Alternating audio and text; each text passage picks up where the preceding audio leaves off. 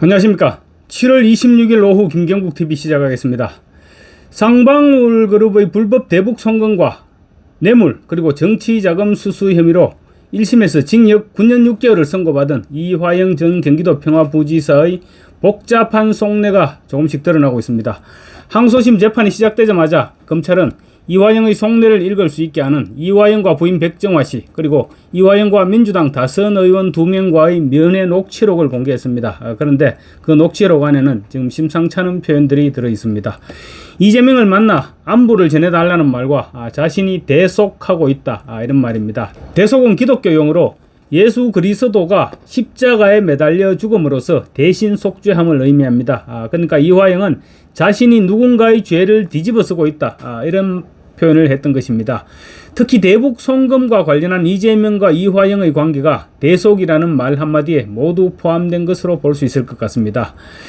이화영의 항소심 첫 재판이 열린 오늘 26일이죠. 오늘 수원고법 형사 1부 재판정에서 검찰은 이화영 측은 지속적인 사법방해 행위를 통해서 공판중심주의, 직접심리주의, 당사자주의라는 형사소송법의 대원칙을 훼손해서 재판의 독립성과 공공성을 훼손했다면서 구체적인 사례로 수원구치소 접견 녹취록 내용을 일부 제시했습니다. 그 녹취록이 충격적입니다. 검찰이 제시한 녹취록 내용에 따르면 지난 4월 15일 그러니까 총선에서 민주당이 압승한 직후죠. 이화영의 부인 백정화 씨가 수원구치소로 남편을 접견했습니다. 이 자리에서 이화영은 부인에게 이재명 대표를 한번 만나달라 이렇게 얘기합니다. 이재명을 만나서 지금 내가 처한 상황을 얘기하고 어떤 식으로든 도움을 요청해라 이런 말로 받아들일 수 있겠죠. 그런데 백정화의 답변이 의외였습니다. 백정화는 내가 싫어 이렇게 얘기했습니다. 그러자 이화영은 왜를 3번이나 얘기합니다. 그러면서 이재명 만나기 어렵나? 이렇게 말하죠. 그 왜를 3번이나 반복한 것을 보면 이화영도 깜짝 놀랐던 모양입니다. 그러자 백 씨는 난리 칠 거 아니야 이렇게 이전 부지사에게 얘기하고 이전 부지사는 아니 비공개적으로 이렇게 얘기한 것으로 적혀 있습니다. 그런데 이해할 수 없는 것은 백정화가 이재명이 백정화를 만나면 이재명이 왜 난리 칠 것이다 이렇게 백정화가 생각했을까요? 구속 중인 이화영의 부인을 만나는데 난리 칠 일은 뭐가 있을까? 납득하기 쉽지 않은 부분이죠. 근데 아마도 이재명이 다른 사람들이 있는 앞에서 만나면 이화영이 시키지도 않은 대북 사업을 한다고 해서 내가 이렇게 생고생하고 있다. 아마 이런 말을 해왔던 것이 아니냐. 이렇게 추측이 가능할 것 같습니다. 난리를 칠 것이기 때문에 만나지 않겠다는 부인에게 이화영이 비공개적으로 이렇게 말한 데서 그런 유추가 가능할 것 같습니다. 두 사람이 접견한 4월 15일은 검찰이 이화영에게 징역 15년, 벌금 10억 원을 구형한 결심 공판이 열린 이후 일주일이 지난 시점이었습니다. 그러니까 이화영 입장에서는 검찰이 15년이나 구형했으니까 법원에서 절반을 선고한다 해도 7, 8년이 됩니다. 7, 8년이 선고될 걱정이다. 최소 7, 8년은 선고할 것이다. 이런 걱정으로 밤잠을 이루지 못하고 있을 그런 시점이었습니다. 그러니 이재명을 만나서 어떤 식으로라든 도움을 좀 요청해봐라. 이런 주문이었던 셈이죠. 이화영은 또 보름 후인 4월 30일에는 당시 총선에서 다선에 성공한 민주당 소속 현역 중진 의원 2명을 수원구치소 내에서 장소를 변경해서 접견했다고 합니다. 특별 면회를 했다는 얘기죠. 이 자리에서 이화영은 이재명이 들으면 뒤로 나자빠질 만한 말을 합니다. 이화영은 의원들에게 우선 김광민 변호사, 자기 변호사죠. 김광민 변호사가 활동할 수 있도록 도와달라고 했습니다. 그러면서 이재명 대표를 만나면 안부를 전해달라 이런 말도 했습니다. 김광민 변호사가 활동을 하도록 도와달라는 말은 결국 변호사 수임료 이런 부분과 되지 않을까 이렇게 유추할 수 있을 것 같습니다. 변호사 활동에 하면 되죠. 자료는 이미 다 물려받은 자료가 있을 것이고, 그리고 또 물론 당에서 이런저런 편의를 제공해 줄 수도 있을 것입니다. 그렇지만 그런 일은 굳이 자기가 부탁하지 않아도 될 일이 아닐까요? 하여튼 그 이후 이재명도 페이스북에 이화영의 딸이 출간한 책을 많이 구입해달라 이렇게 독려하기도 했고, 또 이화영의 변호사비와 관련한 언급도 한 적이 있습니다.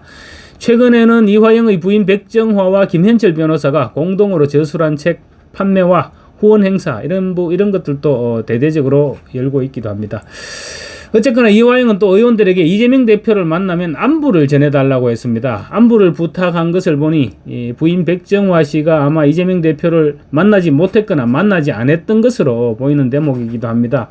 굳이 이 대표에게 안부를 전해달라고 얘기하는 것은 나를 잊지 말아달라 이런 의미가 아니겠습니까?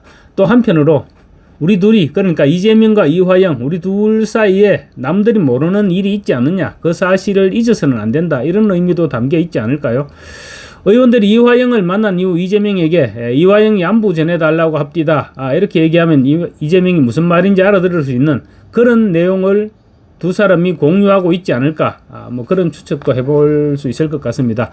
예를 들면 대북 송금 같은 것이 될 수 있겠죠. 이화영은 당초 검찰 조사에서 대북 송금과 관련해서 이재명 당시 지사에게 2번 보고했다, 이렇게 진술했었죠. 그랬다가 이제 박찬대의 전화를 받은 부인 백정화 씨가 법정에서 이화영 정신 차려 뭐 이렇게 고함을 지르는 등 소란 끝에 결국 이화영은 진술을 번복했습니다. 그리고 이제 소주 진술 연어 소주 진술 회유서를 들고 제기했죠. 이재명에게 안부를 전해달라는 말 속에는 이런 모든 내용들이 내포되어 있다, 이렇게 봐야 되지 않겠습니까? 이화영은 특히 여기서 이제 대속이란 말을 끄집어냈습니다. 대속은 아까도 말씀드렸지만 남의 죄를 대신해서 벌을 받거나 속죄하는 것을 뜻하는 기독교 용어, 기독교식 표현입니다. 이화영은 면회온 두 중진 의원들을 향해서 당선자 여러분들도 누군가가 이렇게 대속을 했기 때문에 그 자리에 있는 것이다, 이렇게 말했던 것입니다. 이화영의 이 같은 말에 대해 두 사람은 모두 웃음을 터뜨렸던 것으로 녹취록에 적혀 있습니다. 의원들이 왜 웃음을 터뜨렸을까요? 이화영이 말이 말 같지 않았어? 터무니없었어? 그렇지 않을 것입니다. 누군지, 그 두 사람이 누군지는 모르겠지만 다선 의원들이라면 대북 송금과 관련해서 흘러가는 상황을 아마 대충은 파악하고 있었을 것입니다. 그리고 이화영이 대속을 언급한 것이 누구를 겨냥한 말인지도 분명히 알아들었을 것입니다. 그래서 터뜨린 헛웃음이 아니었을까요? 부인에게는 이 대표를 한번 만나달라고 하고 의원들을 만나서는 이재명에게 안부를 전해달라고 하면서 대속이란 용어를 사용했다? 이건 이재명에 대한 일종의 협박이나 다름없는 말로 해석할 수도 있을 것입니다. 그러니까 이화영은 검찰을 향해서는 수사 기록을 조작했다, 이렇게 뭐 끊임없이 공격하면서도 이재명을 향해서도 유무형의 압박을 계속하는 그런 이중 전략을 사용하고 있다, 이렇게 봐야 될 것 같습니다.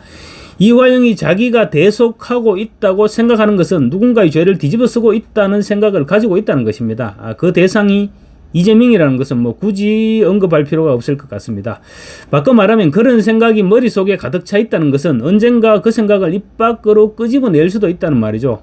이화영을 특별 면회한 의원들이 이재명에게 보고를 했을지는 몰라도 대속이란 단어는 이재명 입장에서는 듣는다면 정말로 기절초풍할 만한 말이죠. 그런데 다선 의원들이라면 이재명에게 당연히 이화영과의 면회 사실을 보고하지 않았을까요? 어쩌면 이재명이 한번 만나보고 오세요, 이렇게 시켜서 이화영을 면회했을지도 모르는 일입니다. 그래서 이화영이 얘기했던 대속, 이런 말도 이재명에게 전달했을 가능성 배제할 수 없을 것 같습니다. 오늘 항소심 첫 재판에서 검찰은 100장이 넘는 PPT 자료를 준비해서 45분 동안 사실 오인, 법리 오해, 양형 부당, 이런 항소 이유 요지를 구체적으로 설명했다고 합니다. 9년 6개월을 선고한 이화영의 형량이 너무 가벼우니 형량을 더 무겁게 해달라, 이런 요청인 것입니다. 검찰 역시 대속이란 말을 강조하면서 피고인은 국회의원 당선자들에게 자신의 희생을 강조하고 싶었던 걸로 보인다고도 했습니다. 이화영은 최근 들어 아마도 부인이 관리할 것으로 보이는데 페이스북을 통해서 연일 검찰 독재 정권에 끝까지 투쟁하겠다, 이런 글을 올리고 있습니다. 그렇지만 속으로는 자기 살 길만 찾고 있는 이재명에 대해서 서서히 배신감도 들기 시작했을 것입니다. 지난 4월 말에 이화영이 대속을 언급했습니다. 그리고 6월 7일에 징역 9년 6개월이라는 참 상상도 하기 싫은 중형을 선고받았는데 아마 시간이 지날수록 이화영에게 희망은 사라지게 될 것입니다. 그러다 보면 내가 왜 이재명의 죄까지 뒤집어서야 하나, 이런 회의감을 느낄 수밖에 없을 것입니다. 민주당 의원들을 만나서 대속이라는 말을 했다는 점은 언젠가 대속하고 있는 짐을 내려놓을지도 모른다는 속내를 협박 삼아 전달한 것이 아닐까, 이런 추측도 가능할 것으로 보입니다. 이재명에 대한 선거법 위반과 위정교사 혐의에 대한 1심 선고가 지금 10월 늦어도 11월 초에는 두 건 다 1심 선고가 내려질 것 같은데 어쩌면 이화영이 대속하고 있다고 생각하는 짐을 내려놓겠다고 생각하는 날이 의외로 빨리 다가올지도 모르겠습니다. 감사합니다.